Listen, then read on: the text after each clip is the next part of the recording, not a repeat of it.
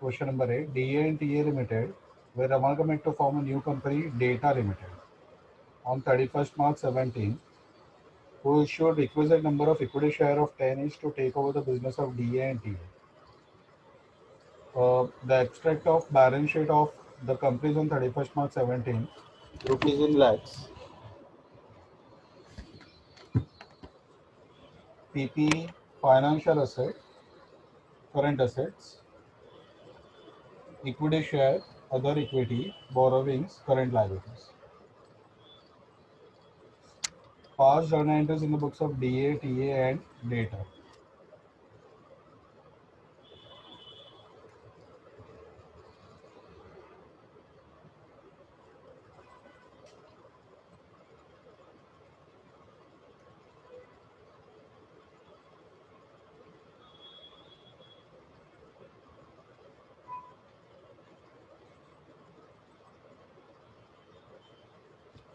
अभी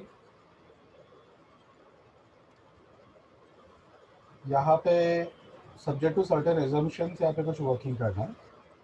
पहला ये है कि डी और टी ए वो डेटा में मर्ज हो रहा है, तो ऐसा सब तो हमने पहले भी कवर किया। लेकिन यहाँ पे हमको ऐसे assume करना है कि डी एंड टी ए और डेटा उसका जो मैनेजमेंट है इज सेम, यानी कि जो मैनेजमेंट डी ए और टी ए को मैनेज कर रहा था, the same management will continue management even under data limited.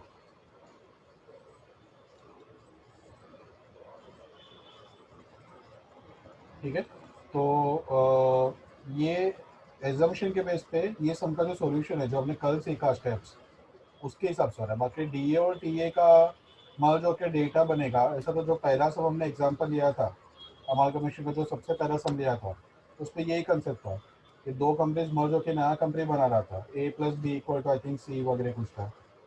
ठीक है, तो यहाँ पे भी सेम कंसेप्ट है, लेकिन यहाँ पे एजम्पशन जैसे मैंने बोला कि ये लोग ने क्या किया है कि मॉडल में पहले कंसेप्ट बताया और उसके नीचे वो कंसेप्ट एक्सप्लेन करने के लिए एग्जाम्पल दिया। तो एग्जाम्पल में ऐसा कहीं पे भी लिखा नहीं है कि the new company will be under the same management, कि हम लोग ये वाला कंसेप्ट अप्लाई करें। But looking at the format ये तुम लोग को ऑटोमेटिकली याद ही रह जाएगा कि अगर ये सब एग्जाम में आया तो तुम लोग को उसको कैसे सॉल्व करना है। ठीक है, चलो तो पहले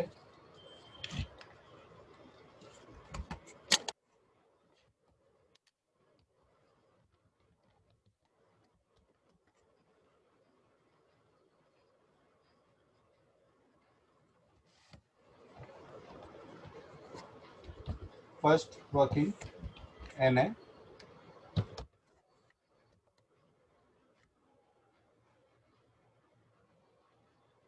अगर तुम लोग को कल का वर्किंग याद रहेगा तो एन ए में everything will be taken over at book value, even losses even reserves, everything will be taken over. तो अगर मैं डीए का एग्जांपल लूँ तो उसका असेट, उस पर पीपी, फाइनेंशियल, करंट असेट, ये तीनों टेक ओवर होगा। लाइबिलिटी में current liability, borrowing, even other equity वो भी टेक ओवर होगा। And since everything is taken over at book value, ठीक है, तो जो एन ए आएगा that will be exactly equal to 6000 होगा, बराबर। Yes, sir. Yeah.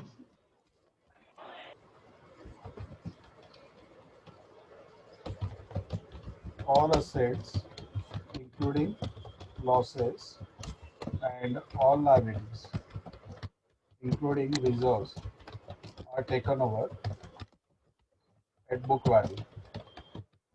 Therefore, NA will be equal to equity share capital plus preference share capital. एक पहले note लिख के रखते हैं। It is assume that DA and TA are merged in Data Limited. All three companies are managed by same managing authority.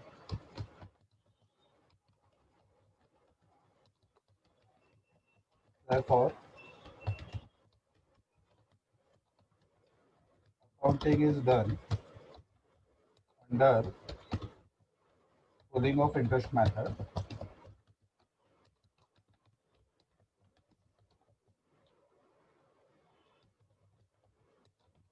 following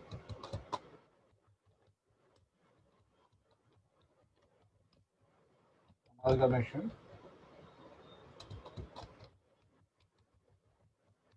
under common control.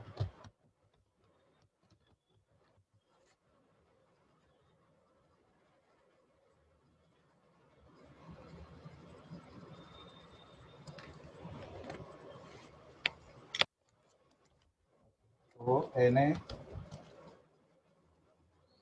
of Da equal to 6000, Na of Pa equal to 8000.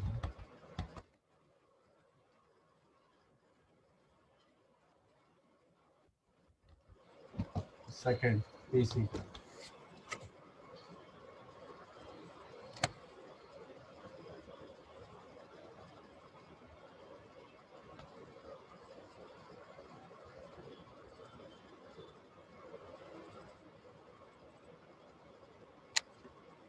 यहाँ पे बोला है कि data limited who issued requisite number of equity share of 10 each to take over the business of DA and TA.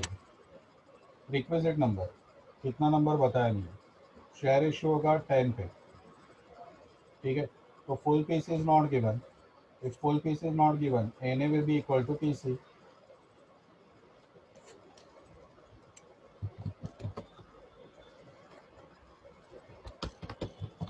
Data limited will issue requisite number of equity share, therefore since full PC is not given, Na equal to PC. So PC for DA equal to 6000, PC for TA equal to 8000. Total PC combining both the companies वो होगा 14,000. यहाँ पे ना institute ने थोड़ा सा working कुछ किया है. वो वर्किंग उन्होंने क्या किया, वो तो बोल रहे कि total PC will be equal to 14,000, लेकिन ये 14,000 एक्चुअली वो लोग डीए और टीए को देंगे नहीं.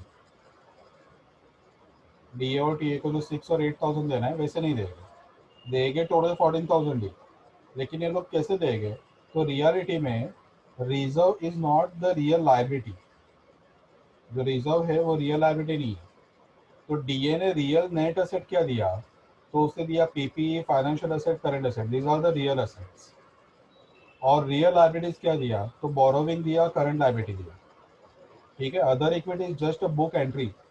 जब हम लोग पीएनएल अकाउंट बनाते हैं तो पीएनएल अकाउंट में अगर credit side is more than debit side तो हम लोग को मिलता है नेट प्रॉफिट. अब ये नेट प्रॉफिट को कहीं ना कहीं हम लोग को रखना है बुक्स पे. Since credit side is heavier, ठीक है, क्रेडिट साइड ज़्यादा है, डेबिट साइड कम है, तो हम लोग को नेट प्रॉफिट मिला. So net profit is credit balance. तो वो क्रेडिट को कहाँ पे रखे, तो since it has credit balance, ये जाएगा लाइबिलिटी में. और लाइबिलिटी को हम लोग वहाँ पे अंडर रिजर्व ये प्रॉफिट को बता रहते हैं. So that is nothing but your one of the liability जो हम लोग लाइबिलिटी साइड में रिकॉर्ड करते हैं, सिंस उसका जो बैलेंस है वो क्रेडिट है. लेकिन रियल सेंस में उसके सामने ना कैश जनरेट होता है एक्चुअली, ठीक है, ना वो कुछ अलग से फंड निकाल के रखा है. अगर कोई कंपनी का अगर रिजर्व फॉर एग्जांपल करोड़ में है, ठीक है, मल्टीपल करोड़ में उसका रिजर्व है, तो उसका मीनिंग ऐसा नहीं कि उसने उतना पैसा सेव करके रखा है, उतना कैश उसके पास अवेलेबल है, उतना इन्वेस्टमेंट उसके पास अवेलेबल है. तो reserve is just a book entry, वो प्रॉफिटेबिलिटी को बताएगा, लेकिन उसके सामने वो असेट क्रिएट करेगा, दैट इज नॉट कंपल्सरी. कुछ कंपनी रियल में असेट क्रिएट करता है कि जितना प्रॉफिट हुआ उतना हम लोग इन्वेस्टमेंट खरीदेंगे वगैरह, ठीक है, लेकिन हर कंपनी ऐसा नहीं कर पाता है क्योंकि cash position is different and profitability position is different. ठीक है. तो real is not the real liability, sorry reserve is not the real liability.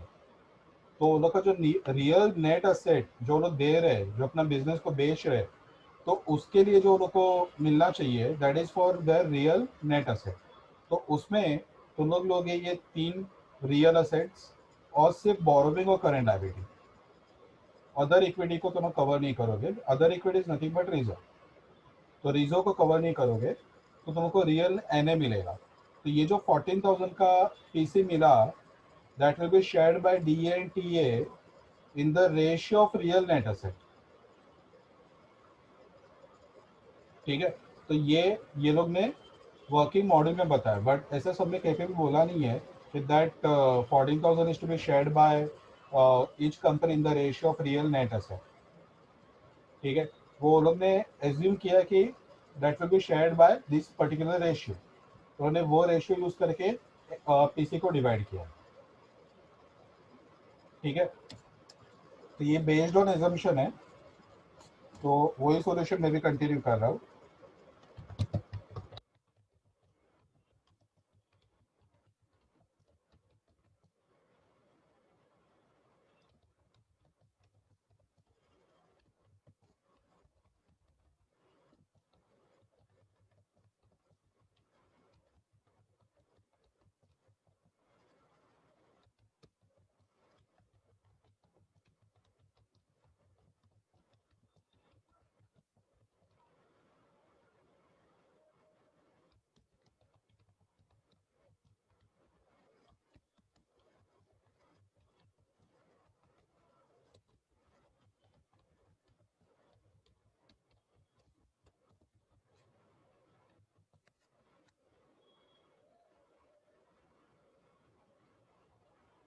Okay. तो मैं पहले एक्चुअल नेट असेट कितना आएगा ये निकालता हूँ.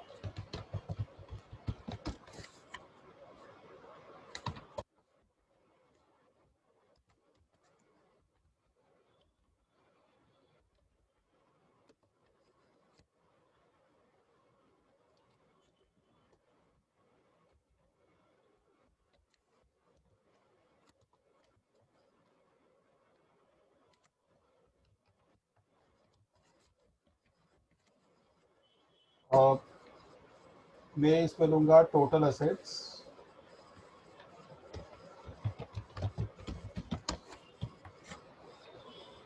ये तीनों असेट को ऐड करो कितना आ रहा है बताओ. 7,500, 800 और 4,700. 13. 13,000.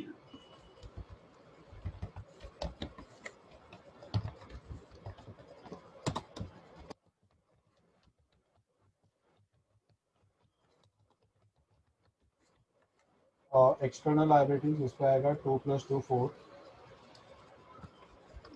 तो 13,000 माइनस 4,000 तुम्हें तो मिलेगा एक्चुअल एन. और सिमिलरली टीए का 15. 8,500, 6,500. 15. Yes. लाइबिलिटीज 4, 11,000. तो PC share in PC in the ratio of actual N वो लोग को डिवाइड करना है. पीसी है 14,000 इंटू 9 डिवाइड बाय 9 + 11 20. और 14,000 इंटू 11/20.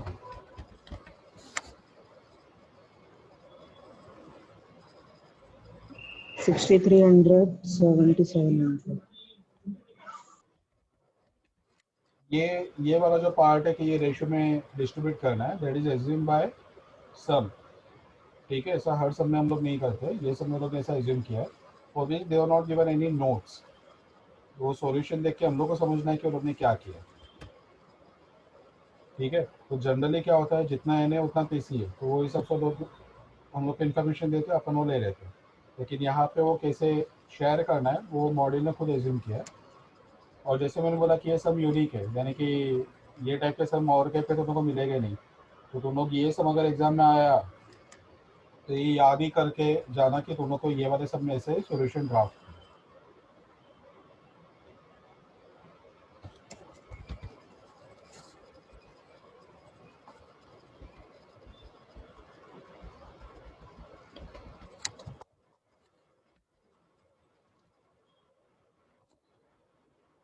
चलो अभी नेक्स्ट वर्किंग,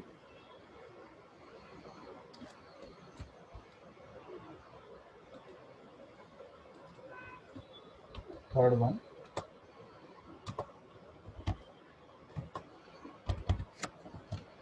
डिफरेंस।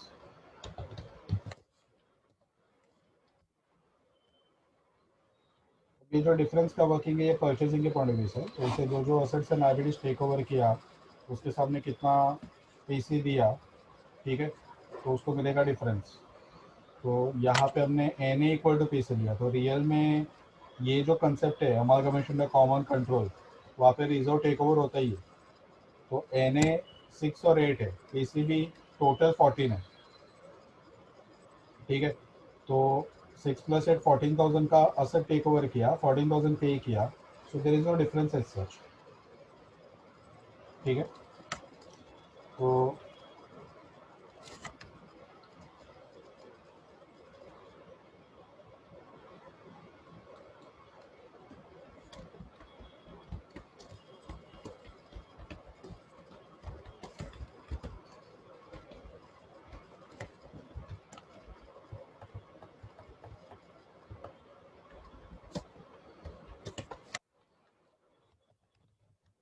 टोटल है ना,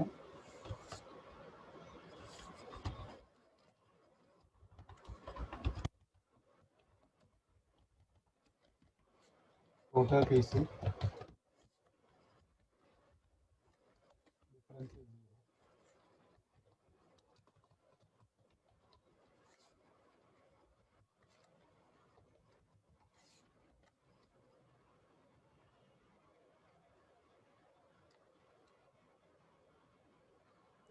सर अगर इंडिविजुअल करना है तो फिर माइनस में 6300 और 7700 होगा। इंडिविजुअल नहीं, ये जो रहता है ना, ये डिफरेंस वाला वर्किंग यानी कि N A P C difference तीनों वर्किंग परचेसिंग के पॉइंट ऑफ व्यू से रहते हैं। तो यहाँ पे तो तुम लोग टोटल ही करते हो, ठीक है। तो तुम लोग को ये वाला जो रियल, ये सम के कंसेप्ट के हिसाब से जो एन ए है वो ही लेना है, इंक्लूडिंग रिजर्व लॉसेस वाला। या सिर्फ यहाँ पे उन्होंने ऐसा लॉजिक अप्लाई किया कि जो 14,000 है वो 6 और 8 दिया, so that will B injustice. क्यों इनजस्टिस होगा? क्योंकि रिजर्व वो बोलते ना कि वो रियल लाइबिलिटी नहीं है, तो इसके लिए उन्होंने उसको रियल एन ए के रेशियो में डिवाइड किया। बस वो ये कंसेप्ट था, बाकी उन लोग का जो रियल एन है वो यही है, 6 और 8 ही है। ओके ठीक है।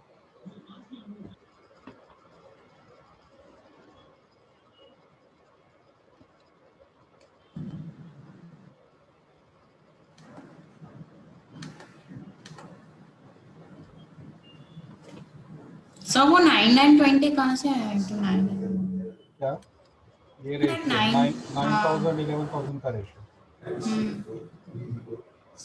ओके।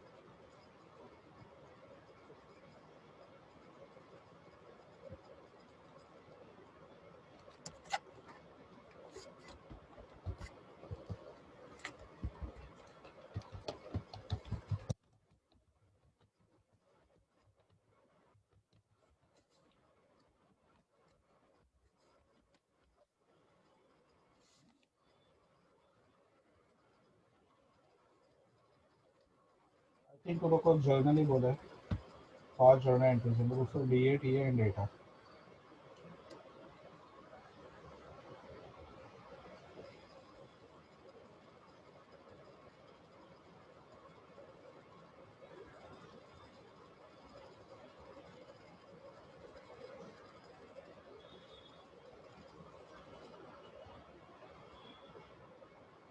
अच्छा मैं थोड़ा शॉर्टकट मारता हूँ, पर्टिकुलर कॉलम और रुपीस के लिए DATA कॉलम में डाल देते हो। एग्जाम में ऐसा नहीं करने का, यहाँ पे एंट्रीज दोनों का सेम ही है, DA का और TA का एंट्रीज सेम है।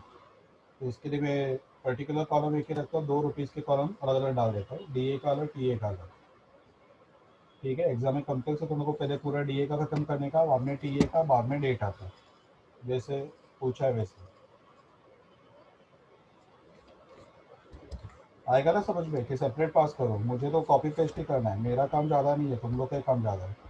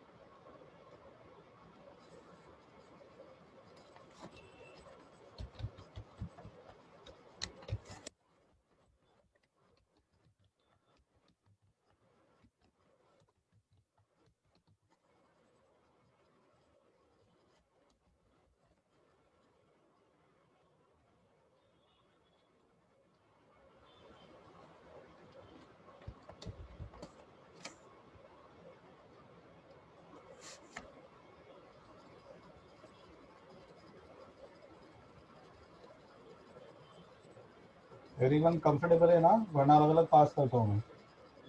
नहीं सर, बराबर।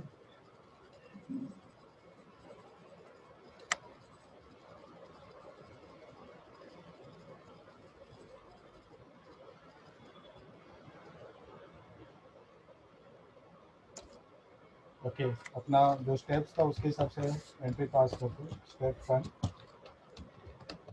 Transfer balance sheet, book value. जो सेलिंग कंपनी का बुक्स है उस पर कोई भी चेंज नहीं है, जैसे हम लोग पहले एंट्रीज पास कर रहे थे वही सेम एंट्रीज अभी भी पास कर रहे हैं।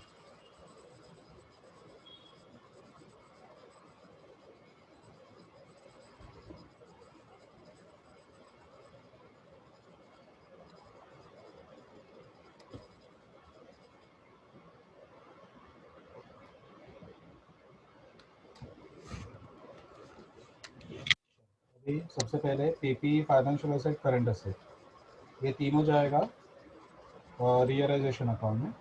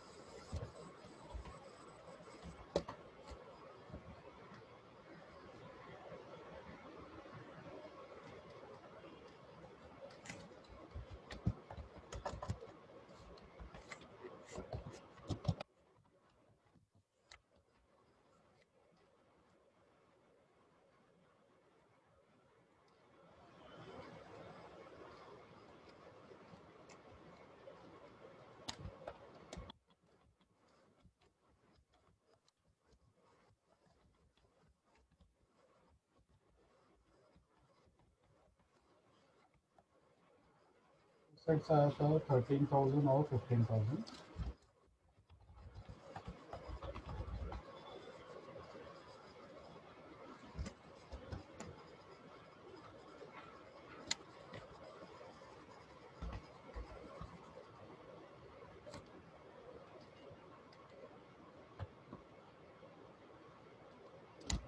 सेकेंड, लाइबिलिटीज ट्रांसफर करेंगे।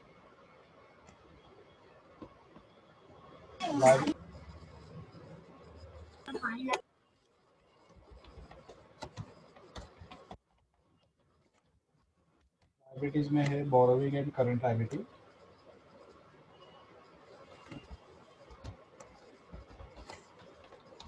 जो रियलाइजेशन,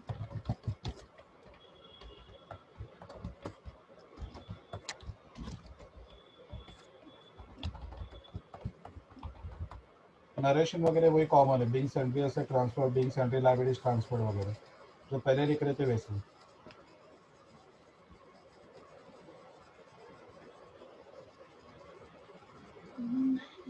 सर रिजर्व्स नहीं लेंगे? और नहीं, रिजो इक्विटी शोल्डर में जैसे ट्रांसफर होता है वैसे ही करना है। टेक ओवर करने के टाइम पे वो टेक ओवर होता है, लेकिन ट्रांसफर इक्विटी शोल्डर में ही करना है। ओके, मतलब वो अपने नॉर्मल के सम के अजम्पशन के हिसाब से। नहीं नहीं नहीं, नॉर्मल में। ओके।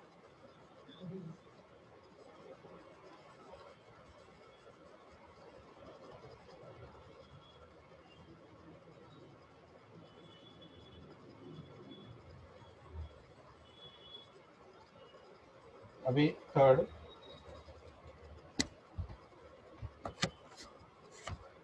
इक्विटी शेयर और रिजर्व, रिजर्व यानी कि अदर इक्विटी, हो जाएगा इक्विटी शेयर होल्डर अकाउंट में।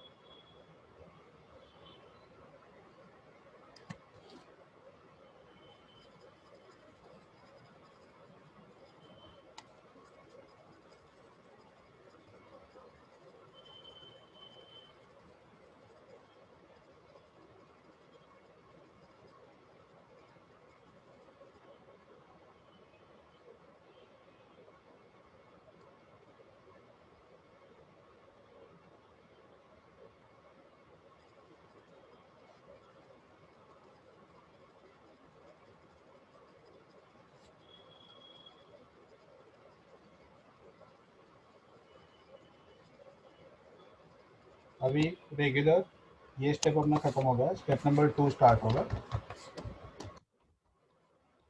Step first one, record PC. PC मिलने वाला है फ्रॉम डेटा लिमिटेड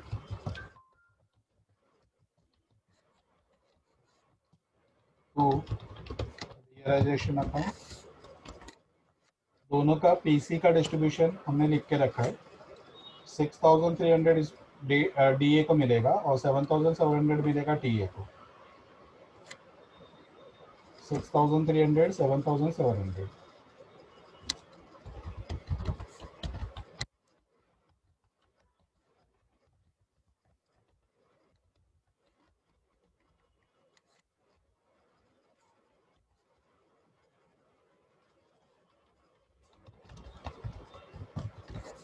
और receive PC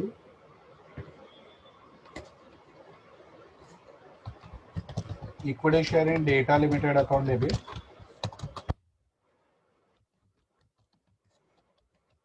two data limited account 6300।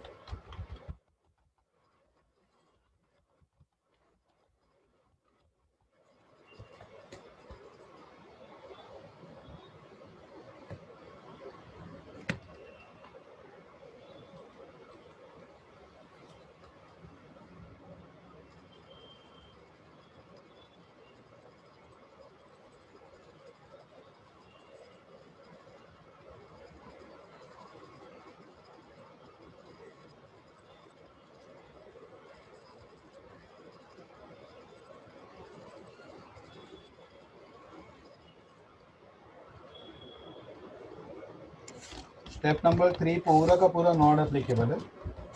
पहला है sale of asset not taken over, वो ये लोग को अलाउड ही नहीं है। कॉमन कंट्रोल में सभी असेट टेक ओवर करना compulsory including losses.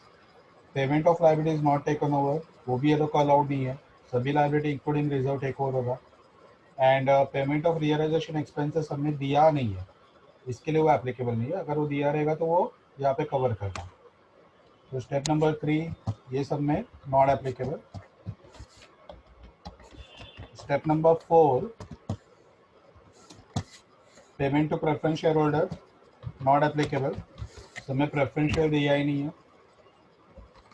Step number 5, realisation profit and loss, transfer to equity shareholder. कभी चेक करो रियलाइजेशन प्रॉफिट लॉस क्या आ रहा है।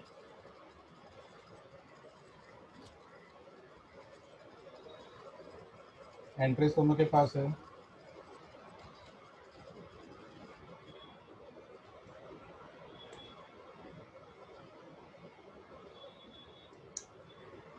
$2,700 and $3,300 loss. दोनों का लॉस हुआ। Yes, sir.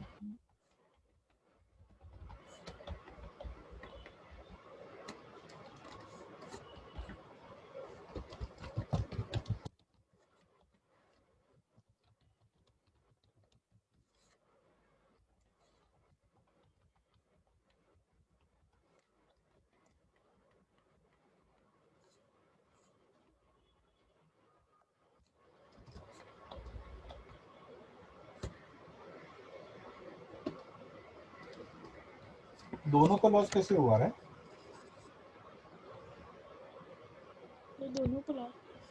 दोनों का लॉस हो रहा है,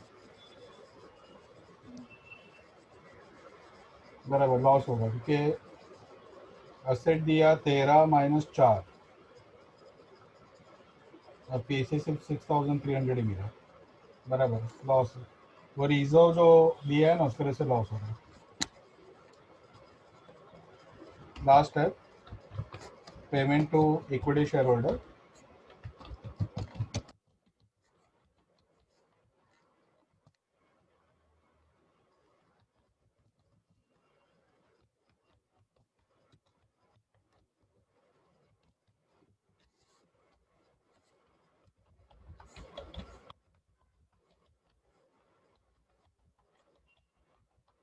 equity shareholder account tally होना चाहिए।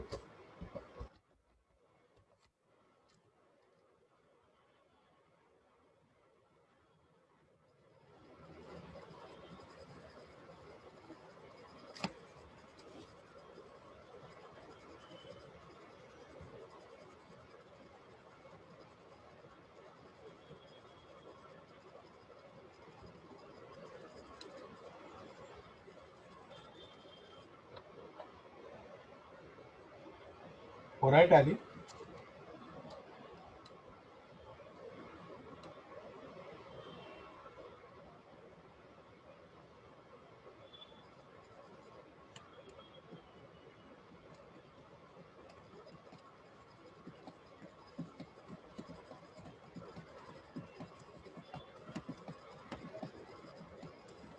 सर ये जो 3 and 4 नॉट एप्लीकेबल स्टेप्स हैं वो कौन से हैं?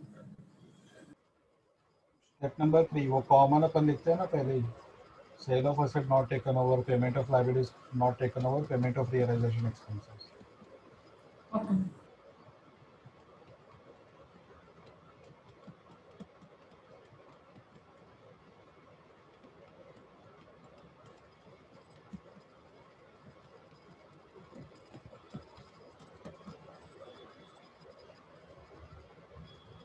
हो रहा है सर टाइलिंग।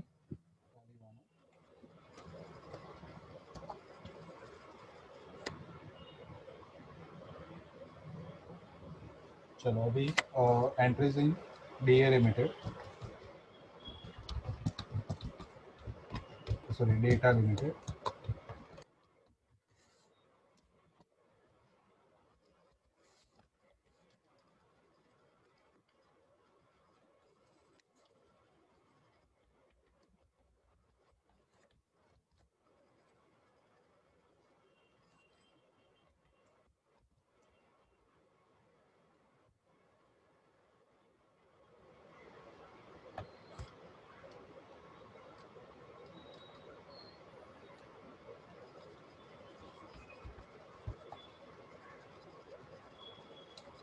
पहला वही कॉमन एंट्री, हम लोग assets and liabilities take over करेंगे। वन बाय वन सभी असेट्स का नाम लिखना पड़ेगा।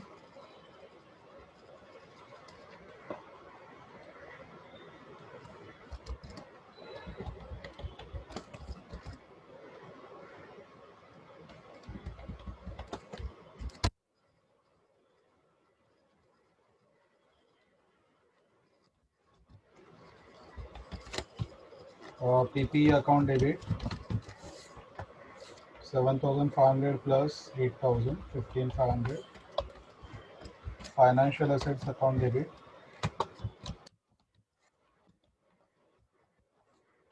1,300. Current assets account debit 11,200. Check करना तुम्हें टोटल, मैं ओवर ही कर रहा हूँ. Equity share capital take over नहीं होता है.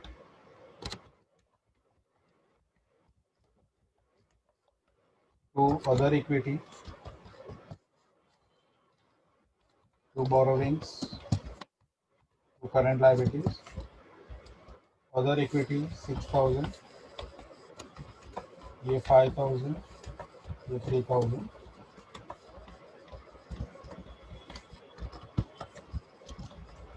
To consideration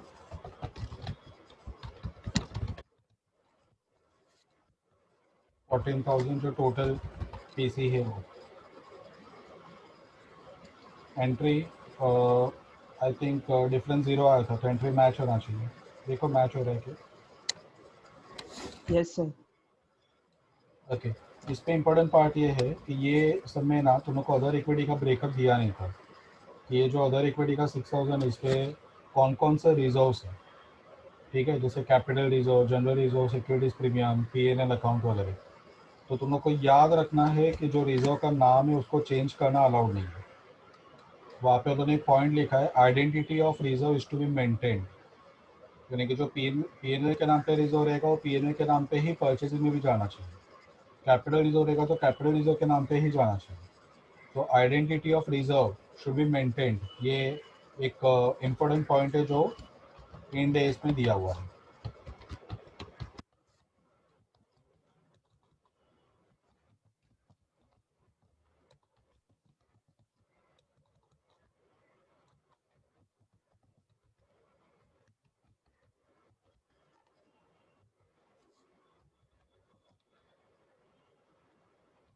no change in name of reserve. Reserve का नाम चेंज नहीं करना.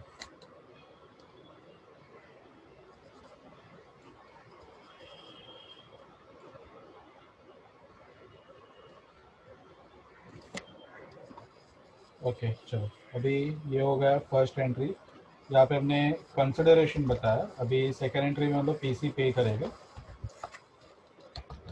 मैंने कल ही बताया था कि हम लोग को हर सब में ये फॉलो करना है कि पहले हम लोग यहाँ पे बताएंगे कंसिडरेशन और बाद में हम लोग बताएंगे कि कंसिडरेशन लोग कैसे पे कर रहे हैं. तो इक्विटी शेयर कैपिटल अकाउंट, ये सब में हम लोग सिर्फ इक्विटी शेयर दे रहे, कैश वगैरह दे नहीं रहे. सेकेंड थिंग है कि जो इक्विटी शेयर इशू हो रहा है वो पार पे इशू हो रहा है, तो सिक्योरिटीज प्रीमियम अकाउंट वगैरह नहीं है. आगे का जो एंट्रीज है जैसे inter company data, creditor, cross cancel वगैरह, वो सब एंट्रीज सेम है, लेकिन ये सब में एडजस्टमेंट कुछ दिया ही नहीं था. तो बस ये दो एंट्रीज और अपना सम खत्म. अब इसी को ही तुम लोग को बैलेंस शीट में लेके जाना, ठीक है.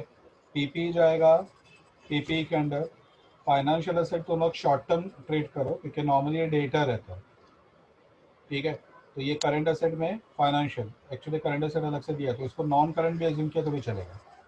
ये करंट एसेट एक ब्रॉड हेडिंग दे दिया, तो ये करंट एसेट में लिख दो, इसको नॉन करंट में फाइनेंशियल एसेट के अंदर बता देगा. अदर इक्विटी जाएगा अदर इक्विटी में, लाइबिलिटीज में. बोरोविंग जाएगा नॉन करंट में, financial liability borrowings. Current liability वो करंट लाइबिलिटी में जाएगा और इक्विटी शेयर जाएगा इक्विटी शेयर कैपिटल में, और दोनों का बैलेंस शीट टैली होगा, ठीक है. तो बैलेंस शीट वाला पार्ट होमवर्क है.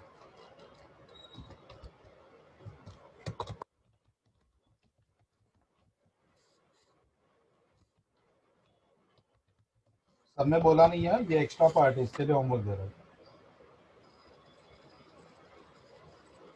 बैलेंस शीट का जितना ज़्यादा प्रैक्टिस करोगे ना उतना ज़्यादा तुम लोग को फॉर्मेट याद रह जाएगा, तो तुम लोग को एग्जाम में प्रॉब्लम नहीं होगा. सेकंड थिंग है कि तुम लोग को कम से कम टाइम में अमालगमेशन और कंसोलिडेशन का सम ये सॉल्व करना रहेगा एग्जाम में. तो दोनों को उसके लिए पहले से प्रैक्टिस चाहिए। अगर दोनों को वो सम आता है लेकिन पहले प्रैक्टिस नहीं किया है तो दोनों को with in half an hour में या 35-40 मिनट्स में वो दोनों कवर नहीं कर पाओगे। और CFR में अगर दोनों को क्वेश्चंस का आंसर आता है तो दोनों को टाइम कम पड़ेगा, अगर आंसर आता ही नहीं है तो टाइम ही टाइम है, ठीक है। लेकिन नॉर्मली सभी को यहाँ पे CFR में टाइम कम पड़ता है, तो इसके लिए घर पे ये सब का प्रैक्टिस ज़रूरी है कि दोनों वो बैलेंस शीट वगैरह कितना फास्ट कैसे लिख पाते हो, ठीक है, एंट्रीज वगैरह कैसे फास्ट कवर कर पाते हो, इसका प्रैक्टिस उनको घर पे ही करके एग्जाम में जाना पड़ेगा। तो सिर्फ ऑडिटिंग मत करना, लिख के प्रैक्टिस करना, ये मस्ट है।